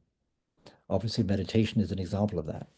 Ideas that do not have an external stimulus nor an external motive. And if we focus a little bit on that kind of thinking, then, says Rudolf Steiner, we're beginning to unpack what he calls living thinking, or by other language, spiritual activity, but more precisely the kind of activity that can heal the divisions of our times. So I'll come back to this tomorrow, and then obviously we'll pick it up in a new way in the week that follows. But I just wanted at least to present that as one very simple exercise to get us launched. So we have now Leonor, I trust. I don't see her, but I hope she's somewhere to bring back for just 5 minutes of brief eurythmy, and then we'll sum up for the next session coming tomorrow. Leonor, where are you? I'm here. I'm here. Okay, I can't see Right you. next to you. I can trust you. I can I hear was you. sitting Can't see you. down, so you couldn't see me. I'm sorry, Deborah. I went, if I say I'm not going away, I'm not going away. Anyway, Oh, there you are. You're on page 2. There you go. All here right. we go. So let us quickly stand behind your chairs. And I want to add one more thing to our beginning on the Hallelujah. I'm going to pose it as a question. You can put in the chat what you think it might mean or what you feel about it. But at the beginning, remember I said it starts with the ha, and the ha is a sound that has no obstruction in the larynx. It's just the breath. And so let's try it twice. And you can do a ha in. Oh, and if I could say it out loud as you do it.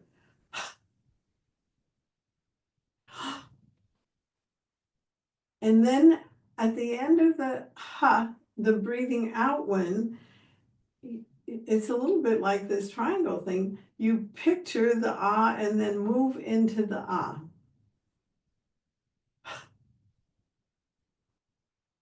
Ah. And the ah, that's it. There's a space that you're becoming the ah. So let's try one more time.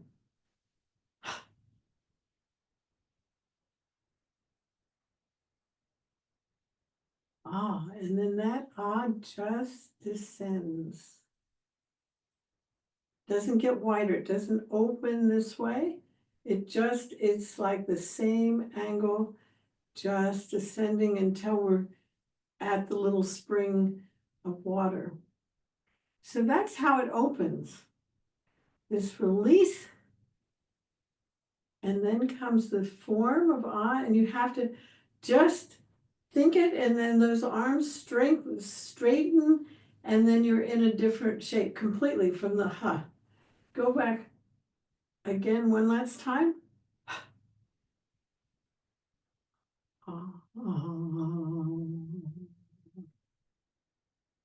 Now at the end, just want to take the beginning and the end of the word. At the end, it reverses. It's wait a minute, e, u, ah, and then you build that ah, the nice strong ah right from your feet, and then it's a ha that comes in over your shoulders and in. So it's you're out here in ah ha ah ah, and then you can pick up that breath that went up and back. It's a little hard, but you literally lift that ha back over your shoulders. So here's the first one.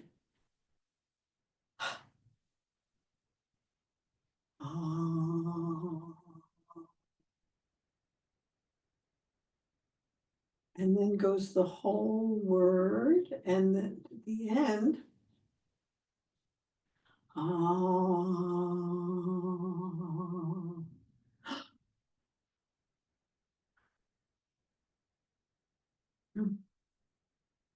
So if you have time tonight before you go to bed or something, just practice that and see, does it have a story? All these sounds are a story, and we're looking for the story.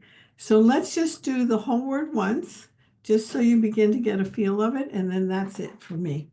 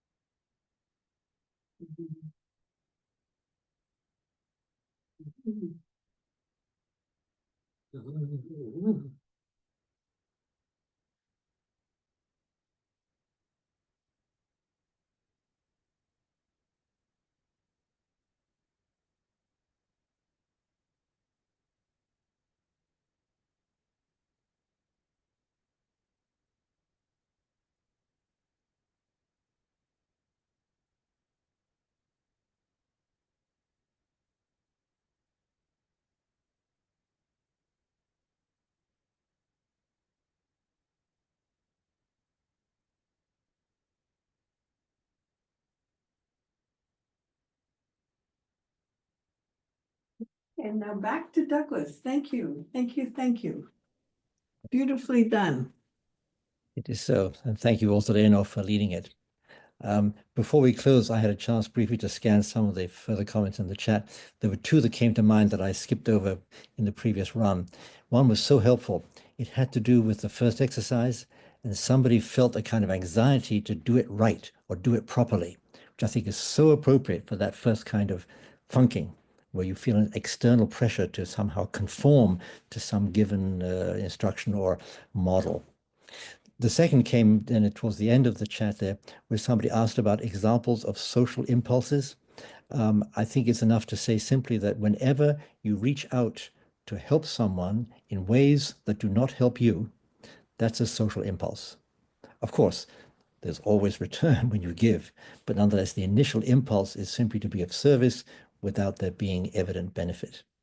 And the ultimate example of that is what the poet Kathleen Rain described as the sun, who she says the sun is the donor without recompense, donation without recompense, the sunshine.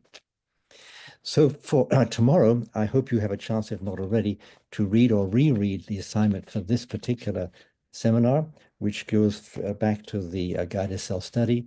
And specifically, as you know, we started on page 104 and go through page 116.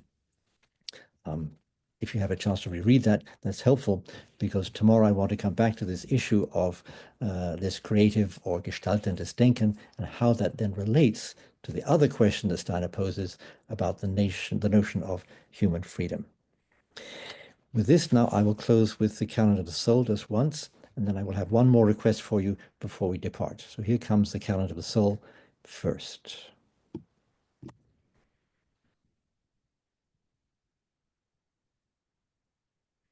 When from wide cosmic realms the sun speaks to the human mind, and joy from depths of soul unites with light in beholding it, then thoughts from selfhood's sheath stream forth into far spread space and dimly bind the human being to the spirit being.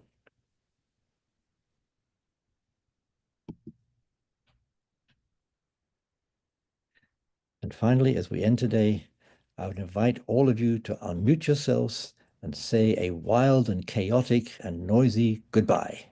Goodbye. Bye. Bye, thank you. Bye. Thank you, bye. Bye. Thank you. Thank you. Thank you. Thank you. Bye, everybody. Goodbye. Can I ask a quick question to you, Deborah? Yeah, absolutely. I'll stay on. Okay, well, and it's actually, can I email a question? We just didn't have time to discuss too much at the end, but I do have a question for Douglas. Can I email that to you? Or why don't you sound it now, then we can save it for the next time. Go ahead. Oh, sure. It's just in the you know, the fact, feeling, and essence, that framework. Mhm. When I first was hearing that, and again, I'm very new to all of this, it struck me that that second one was called feeling and not thinking or something that Mhm. felt more encompassing. So I don't know if feeling means more than what I'm thinking in my mind, or, you know, what you just mentioned, Douglas. I was just curious if that, how that fits into that model for you. Aha. So this has three aspects, as you say. The first is simply an event, Mhm. something that happened. In that sense, it's from a certain point of view objective. It's simply what happened. And Mhm. it could be trivial or it could be significant, doesn't matter. It's something that happened. That's it. Okay. The feeling is some feeling that arose in you. It might be about the fact, but more likely it was a feeling that arose at a certain moment. It could be while you were doing eurythmy. It could be while you were where you were hearing somebody else speak, and that summoned up a mood for you. Or it could be a feeling that had some memory attached to it. It reminded you of something. It lifted you, in other words, out of the moment or the objective fact to a sense about something, a feeling for something. That could be the second case. And then the essence, which goes with it, is trying to identify something that was essential. Now, some people, they will take the fact and then describe the feeling that accompanied that fact, if there was one, and if that fact was significant, to identify its essence. That's one possibility. Others have one fact, a feeling unconnected, an essence, whole different thing. Many ways to do this. No one way to do this exercise. But it is an attempt to bring both cognitive and emotional and even volitional elements to this work. So you begin to practice it a little bit. Yeah, a reaction, in that sense, a fact, a feeling, which is more, of course, emotional, a bit more saturated in feeling, and then a kind of crystalline, essential essence of something. Does that help? Well, I guess I'm still not clear how, like, everything you talked about thinking, I mean, resonates quite a bit to me. And at the moment, I'm not able to reconcile that with that model. I don't know. I mean, for me personally, I would call that like part of that, maybe what Steiner's calling feeling. Mhm. But I guess feeling, like you say, to me sounds more emotional and not quite thinking as you're describing it. So I'm just trying to piece it together in this framework. Yes, I think it's safe to say that in German, feeling means something more than it means in English. As you say, feeling often is identical with emotion, and that certainly is a feeling. But in German, fühlen or Sinn could also be a mood. It could also be an environment. It could almost be a kind of a way of being. Yeah, that's also in the German sense, ein Gefühl or ein Sinn, the sense of things. Yeah. So in that sense, it doesn't have to be specifically personally emotional. It can have this much more refined, almost aesthetic, artistic element to it. Do you want to Would add the to that? word, oh, sorry. Go ahead. But would it be fair to say, like, does it still reconcile with all of this if I were to replace the word feeling or thinking just with meaning making, which can happen on both of, Yes, you can recognize that meaning making has a lot to do with cognitive activity as well. So, of course, I mean, frankly, every thought, every thinking has some element of feeling and also volition in it. You can't avoid it. That's why we're humans. But nonetheless, you can discern that there's some experiences that are more intensely, more tensively or more intensely feeling, as opposed to more oriented of a feeling thought or a thinking that has a kind of an aura around it of a certain feeling, like the making of meaning. Because the moment you start to make meaning, there's significance. And once you attach significance to something, there's inevitably a certain feeling element attached to that because it's significant. Do you want to add to that, Leonor? No. well, thank you. I appreciate you. Okay, we'll see you tomorrow. Anybody else? Tim? No? Okay. All right. All right. Thank you. See you then. Okay. So we're all set, Leonor, for tomorrow. Oh, Jennifer, did you have something? Oh, no, she's Oh, gone. she's gone. Okay. Anything you wanted to say or prepare for tomorrow, Leonor? But you're muted now. There you go. It's flowing along. I don't have anything to add. Or, Okay. I'll think about, I want to work more on the hallelujah, so then that's a piece for this session. Yes. 1 year, was it last year? You also introduced the evolutionary sequence of sounds. Yeah, I thought that was really helpful. that comes next. Yeah, okay, good. And by the way, I mentioned this to Deborah, maybe not to you, Leonor. I played around with the idea of replacing this